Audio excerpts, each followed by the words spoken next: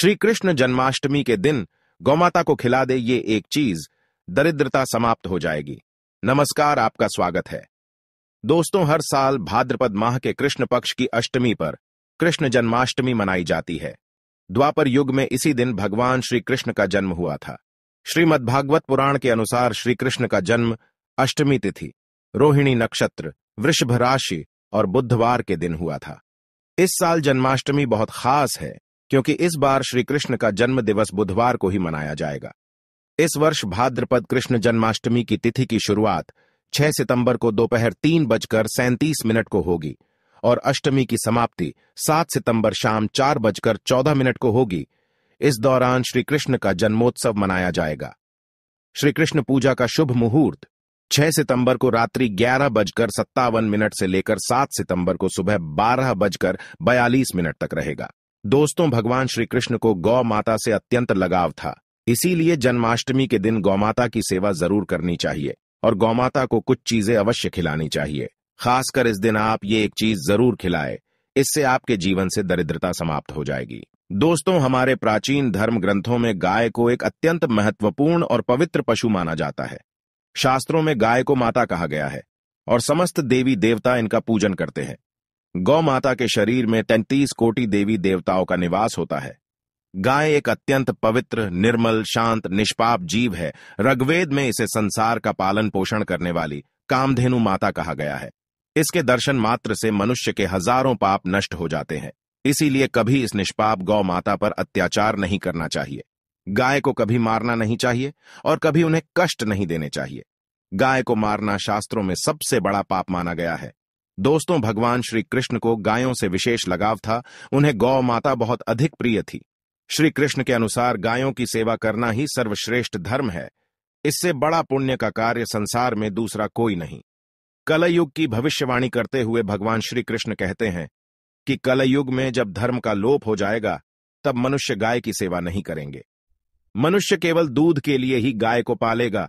दूध के लिए वह गाय को बहुत कष्ट देगा, जिसके परिणाम स्वरूप कलयुग में पाप और अधर्म उसके चरम पर होगा। कलयुग के अंत का लक्षण बताते हुए श्री कृष्ण कहते हैं, जब संसार से गायें समाप्त हो जाएंगी तब कलयुग का अंत होगा। जो मनुष्य कलयुग में भी गाय की निस्वार्थ भाव से सेवा करेगा वह सुख समृद्धि प्राप्त करेगा। जो स्त्री रसोई में बनी पहली रोटी गौ माता को खिलाएगी वह सदा सुहागिन और सौभाग्यशाली रहेगी। जो लोग अपने घर में गाय से प्राप्त पंचगव्य को घर में रखेगा उसके घर में कभी दुख दरिद्रता नहीं आएगी। दोस्तों, हमारे धर्म के सभी शास्त्रों में गाय की सेवा को ही सर्वश्रेष्ठ माना गया है। जो व्यक्ति प्रतिदिन किसी न किसी तरह से गौ माता की सेवा करता है वह सबसे अधिक पुण्यवान बन जाता है। गांव में तो मनुष्य को गाय की सेवा करने का अवसर प्राप्त होता है, लेकिन शहरों में गाय के दर्शन आसानी से नहीं हो पाते हैं। इसीलिए मनुष्य को गौशाला में जाकर गाय की सेवा करनी चाहिए अथवा गौशाला के लिए दान धर्म करने चाहिए। इसके अलावा आप अपने घर में ही गौ माता की मूर्ति रखकर उनकी पूजा जरूर करें। इससे भी माता कामधेनु का आशीर्वाद प्राप्त होता है।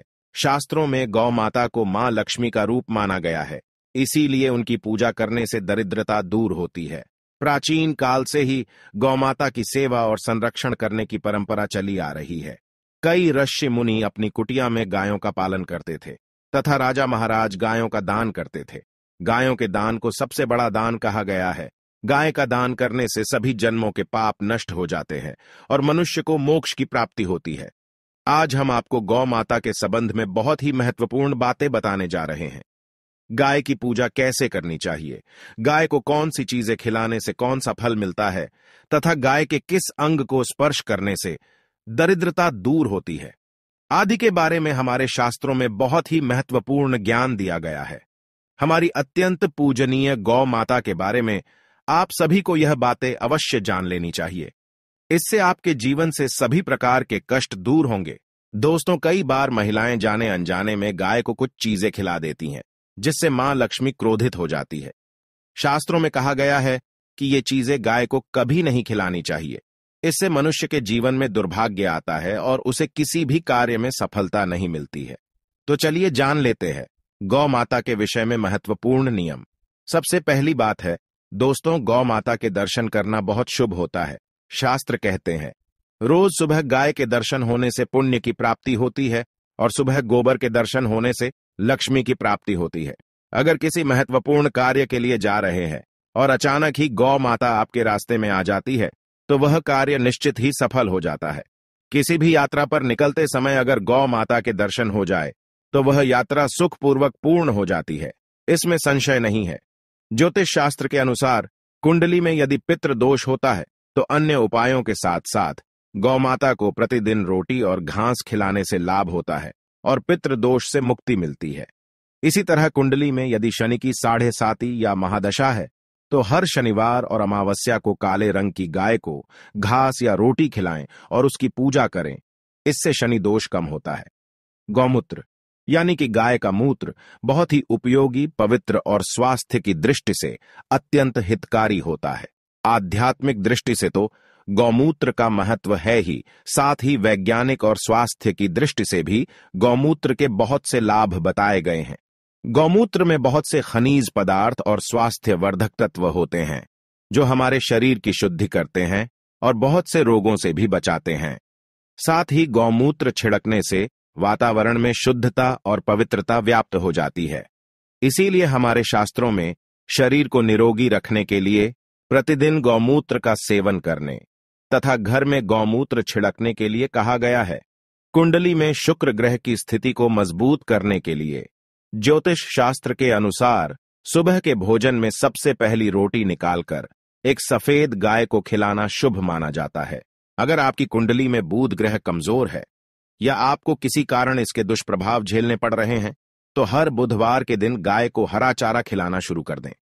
इससे बुध से जुड़े दुष्प्रभाव दूर होंगे और आपको तमाम समस्याओं का हल मिल जाएगा।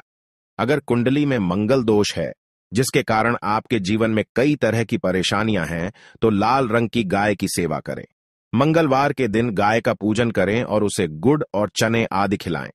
बृहस्पति ग्रह को जीवन के सभी मांगलिक कार्यों का कारक माना जाता है। ऐसे में अगर किसी व्यक्ति के जीवन में विवाह आदि मांगलिक कार्यों में विघ्न निर्माण हो रहे हैं तो उन लोगों को कुंडली में बृहस्पति ग्रह की स्थिति को मजबूत करने के लिए रोटी पर गुड़ और चने रखकर गाय को खिला देना चाहिए। इससे आपको शुभ परिणाम प्राप्त होते हैं। अगर घर में अशांति है, लड़ाई झगड़े होते रहते हैं तो घर में सुख शांति बनाए रखने के लिए घर के अंदर गाय के गोबर से बने उपले को जलाना चाहिए और उसका धुआं संपूर्ण घर में फैलाना चाहिए। इससे घर की नकारात्मक ऊर्जा नष्ट होती है और सकारात्मक ऊर्जा में वृद्धि होती है। गाय के दूध, दही, घी, गोबर और गौमूत्र से बनने वाले मिश्रण को पंचगव्य कहते हैं। पंचगव्य को पापनाशक कहा जाता है और हिंदुओं की एक धार्मिक विधि प्रायश्चित करने में इसका उपयोग किया जाता है। पंचगव्य को बनाने वाली सभी वस्तुएं अत्यंत उपयोगी होती हैं, जो स्वास्थ्य के लिए लाभदायक तो है ही, साथ ही औषधीय गुणों से भी भरपूर है। दोस्तों, अगर आपके द्वार पर गौ माता आती है तो उसे बिना रोटी खिलाए जाने मत देना, नहीं तो आपको दुर्भाग्य का सामना करना पड़ेगा, क्योंकि जिसके द्वार से गाय बिना कुछ प्राप्त किए लौट जाती है उसके घर से लक्ष्मी भी चली जाती है। प्रत्येक स्त्री को प्रतिदिन गाय के लिए एक रोटी बनानी चाहिए और प्रेम से गौ माता को खिलानी चाहिए। इससे गौ माता का आशीर्वाद प्राप्त होता है और मन की इच्छाएं पूर्ण होती हैं। कुछ लोग गौ माता को बासी भोजन अथवा जूठन खिला देते हैं। इसे शास्त्रों में पाप माना गया है। आप किसी अन्य पशु को खिला सकते हैं, लेकिन गाय को कभी जूठन नहीं खिलाना चाहिए।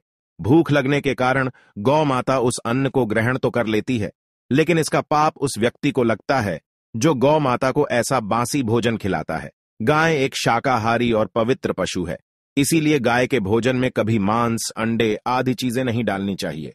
ऐसा करने से महापाप लगता है। यदि आपकी कुंडली में चंद्र दोष है और जिसके कारण लगातार परेशानी उठानी पड़ रही है तो आप ये एक उपाय जरूर करें।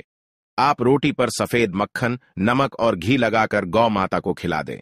यदि शनि दोष है तो आटे में थोड़े काले तिल मिलाकर रोटी बनाकर गौ माता को खिला दे। इससे शनि दोष समाप्त होता है। मंगल दोष को दूर करने के लिए रोटी पर हल्दी लगाकर गाय को खिलाना चाहिए। अगर घर में धन की समस्या है तो गुरुवार के दिन गाय को केले का फल खिलाना चाहिए। इससे दरिद्रता दूर होती है।